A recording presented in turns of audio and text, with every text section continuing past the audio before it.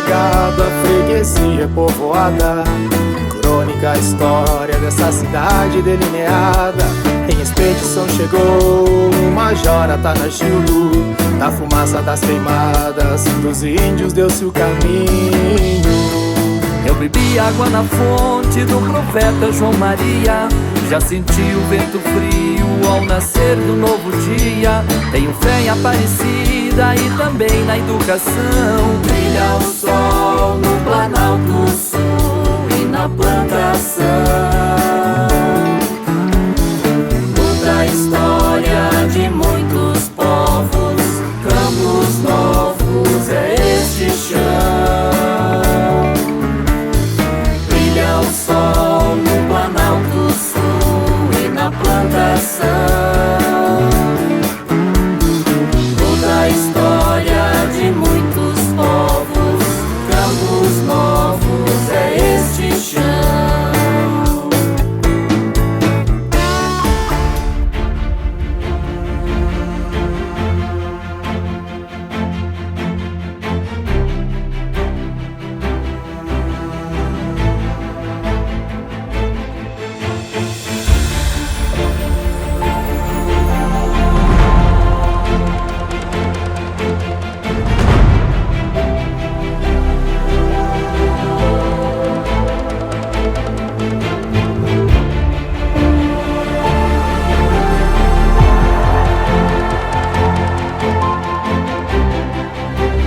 Em Campos Novos não foi diferente do que aconteceu nos caminhos das tropas.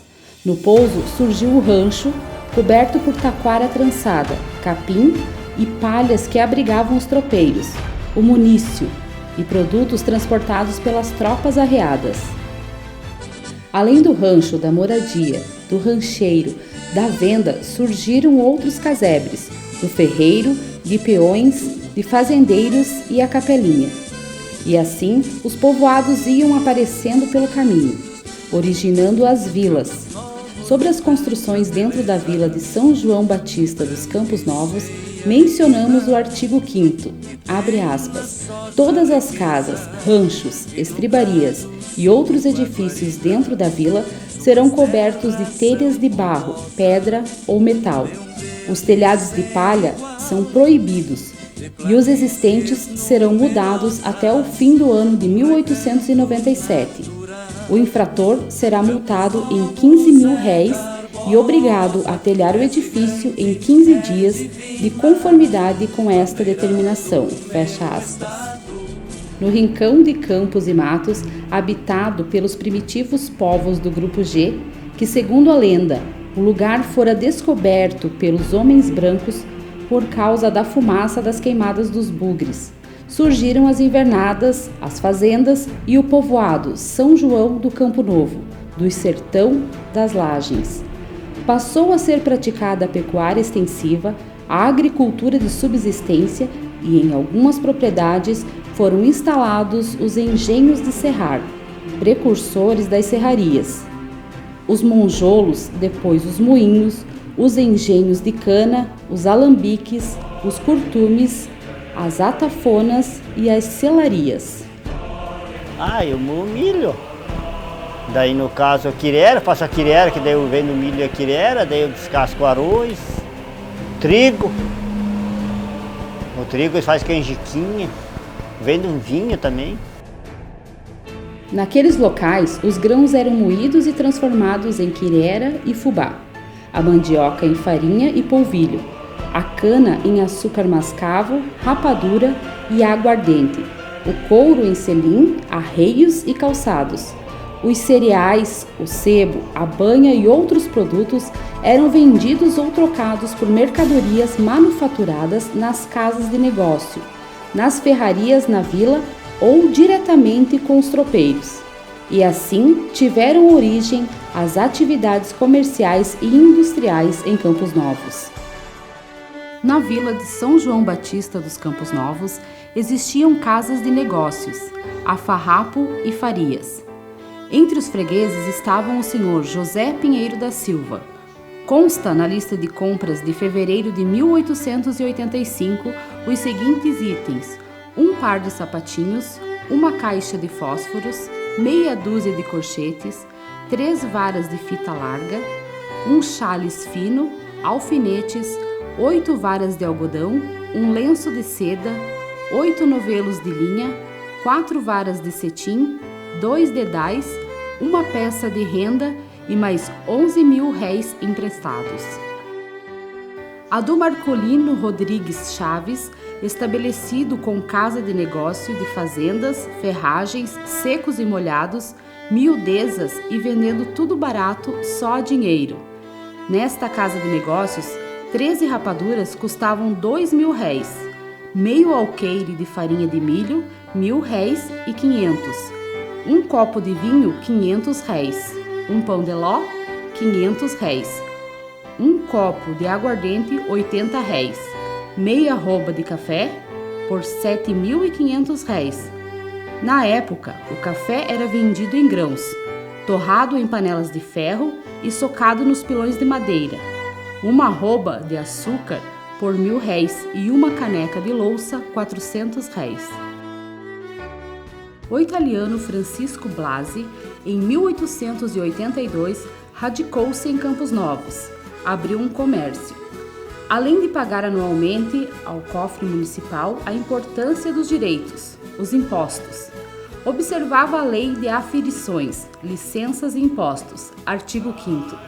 Toda e qualquer medida e pesos usados no comércio devem ser legalmente aferidos e será apresentadas anualmente ao aferidor, no prazo marcado, a fim de ser revisto e aprovado a aferição. O proprietário pagará a taxa conforme o orçamento. Como muitos imigrantes, contraiu matrimônio com uma camponovense Coleta Cordeiro. Da união nasceu o tropeiro agropecuarista e escritor Paulo Blasi. Em 1887, o coronel Augusto Carlos Stefanes registrou que Atanásio Francisco da Silva, que lhe devia 20 mil réis de dinheiro que pediu emprestado e mais compras, somando 85.500 réis. Nas anotações de Francisco Ferreira de Albuquerque, verificamos que Atanásio também era freguês em sua venda. Comprou um vidro de pílulas, 12 rapaduras, uma arroba de açúcar, 4 garrafas de vinho, uma garrafa de cerveja preta, 10 mil réis em dinheiro emprestado. O comércio nesta vila era regulado pelo Código de Posturas Municipal. Artigo 2º. Ninguém poderá expor à venda carne e animais pesteados ou mortos de doença, farinhas fermentadas, azedas ou molhadas, carnes, peixes e outros gêneros alimentícios corrompidos, drogas e remédios falsificados imprestáveis à saúde. Quando tais objetos forem encontrados, o fiscal fará enterrar imediatamente por conta do vendedor e multará o contraventor em 10 a 20 mil réis. Dona Coleta de Lima França era comerciante e tropeira. Trazia tropa arreada com mercadorias adquiridas em Porto Alegre até esta vila. Pagou em 1887 de impostos 6 mil réis para a Câmara Municipal de Campos Novos e 48 mil réis para a Coletoria Provincial, proveniente de 4 cargueiros que conduzia de negócios nesta praça, vindo da província de São Pedro do Rio Grande do Sul.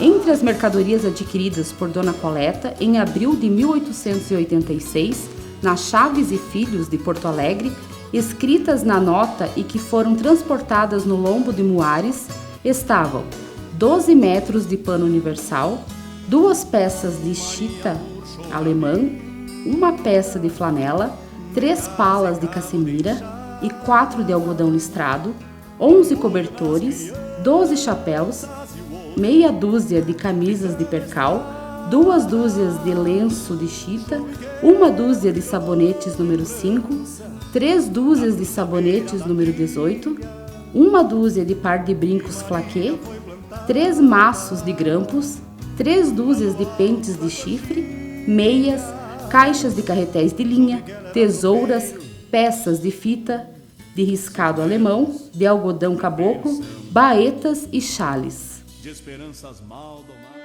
Na casa de Henrique Ruppe, negociante em 1898, um alqueire de feijão custava 9 mil réis, Um chapéu de pano, 7.000 réis. Um arroba de açúcar, 8.000 réis. 1 litro de erva, 100 réis.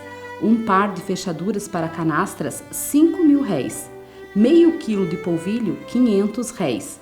E também dava dinheiro emprestado para clientes. O coronel Henrique Rupp nasceu na Alemanha, foi agrimensor, comerciante, exerceu o cargo de promotor, juiz, fazendeiro, superintendente municipal por 2 mandatos e deputado estadual. O alqueire equivalia a 30 quilos, uma arroba, 15 quilos. Os agentes fiscais da Superintendência Municipal faziam cumprir o artigo 3º.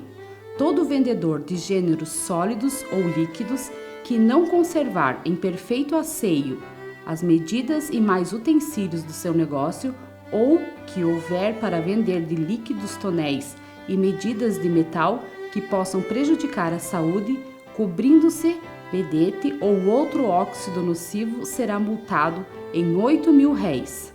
Era costume em Campos Novos no século XIX e nas primeiras décadas do século XX os clientes tomarem dinheiro emprestado nas casas de negócios, com prazo para devolver o empréstimo de 6 meses a 1 ano. Não eram cobrados juros se a dívida fosse paga no dia combinado. Do contrário, cobrava-se juros de 10% a 30% ao mês. No século XIX, em Campos Novos, também acontecia a compra e a venda de seres humanos escravizados. Localizamos o negócio realizado a 12 de abril de 1876, no qual a dona Ana Maria de Matos vendeu o escravo José por 1 conto e 400 réis a João Antunes de Souza. Também transações comerciais envolvendo fazendas, invernadas, terras lavradias, casas, bovinos e animais de montaria. Quando em 1816 Atanagildo Pinto Martins partiu de Atalaia pela vereda das Missões rumo ao sul, tomou direção a leste saindo em Campos Novos. No povoado de São João dos Campos Novos existia um caminho que passava na frente da capelinha de São João Batista, do cemitério que ficava ao lado e de algumas moradias. O percurso dentro do lugarejo deu origem à rua São João Batista. Cruzaram tropeiros tocando boiadas e muladas da província de São Pedro do Rio Grande do Sul, ou de invernadas aqui existentes. Comitivas de tropas arreadas, vindas de vilas como Sorocaba e Itapetininga em São Paulo, de Curitiba, Ponta Grossa no Paraná, de Passo Fundo e de Porto Alegre no Rio Grande do Sul. A Lei Municipal de 1897 sobre estrada e colmeias deliberou. Artigo 11º. Os criadores de abelhas são obrigados a colocar as colmeias em tal distância da estrada que os enxames ou abelhas separadas não possam incomodar as pessoas ou animais que passarem ou aos vizinhos. Nos limites da vila são proibidas as colmeias. O infrator pagará 6.000 réis. E assim, na trilha das tropas, a vida seguia. Me chamo Luiz Antônio Balardim, sou natural de Caxias do Sul. Meus pais vieram para cá na década de 50, então eu tinha 1 ano. Hoje estou com 72 anos e trabalho na apicultura desde 1965. Em Passo Fundo, lá eu trabalhava na marcenaria e daí na marcenaria eu cuidava, as ferramentas, arrumava, porque era do colégio.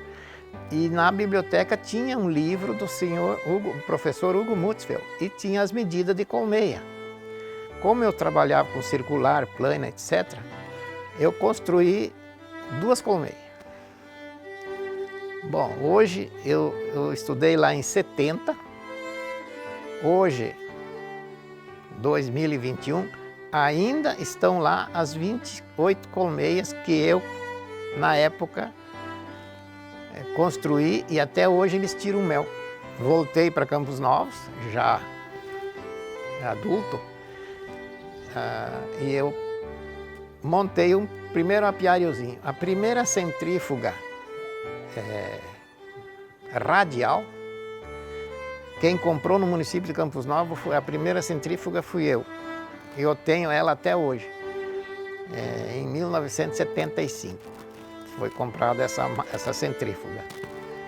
Em 1993, para cá, eu vivo exclusivamente da apicultura. Mas é uma coisa que eu acho que tem que ser dito para quem está em qualquer atividade.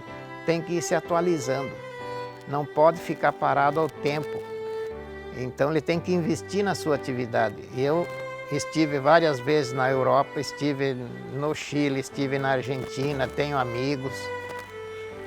E com esse conhecimento, eu comecei a passar conhecimento para os apicultores. E até hoje tem pessoas na Argentina, no Uruguai, que me agradecem. Estive em vários congressos brasileiros dando palestra.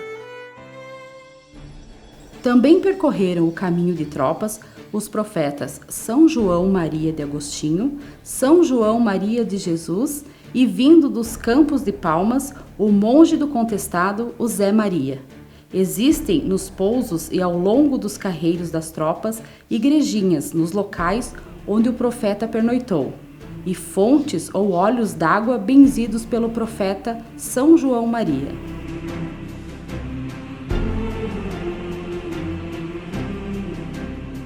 Esta fonte está localizada aqui na Cabanha Ponche Verde, numa reserva legal que nós já averbamos, porque é uma reserva preservada, onde tem pinheiros nativos, tem xaxim, tem inúmeras espécies de árvores.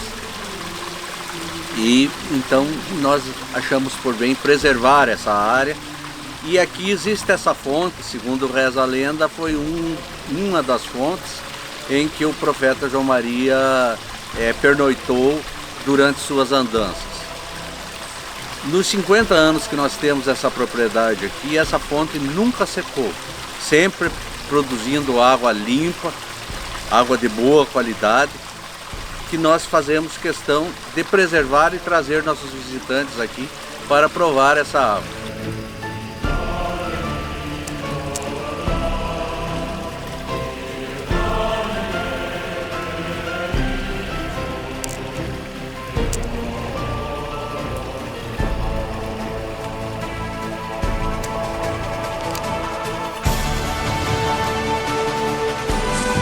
Celeiro de Santa E a história continua.